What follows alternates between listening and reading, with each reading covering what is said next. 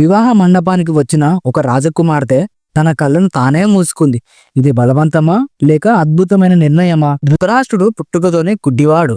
ఇలాంటి వ్యక్తికి గాంధారి వంటి రాజకుమార్తెను ఇవ్వడం సరైంది కాదని శకుని బంధుమిత్రులతో ఈ వివాహానికి ఒప్పుకోలేదు. కానీ గాంధార రాజు సబాలుడు ఈ వివాహం జరుగుతుంది అని భీష్మునితో స్పష్టంగా చెప్పాడు.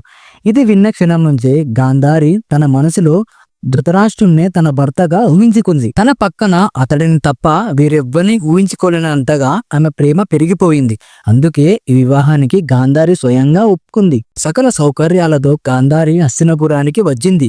భీష్ముడు దగ్గరుండి ధృతరాష్ట్రుడు గాంధారి వివాహాన్ని అంగరంగ వైభవంగా జరిపించాడు. అప్పుడే అందరూ అవాకయ్యారు. గాంధారి తన కళ్ళకు గంతలు కట్టుకొని నిలబడ్డప్పుడు అందరూ అడిగారు, ఇదేమిటి? భార్య భర్తల్లో సగమంటారు. భర్త కష్టసుఖాలన్నింటిలో భార్య భాగస్వామే.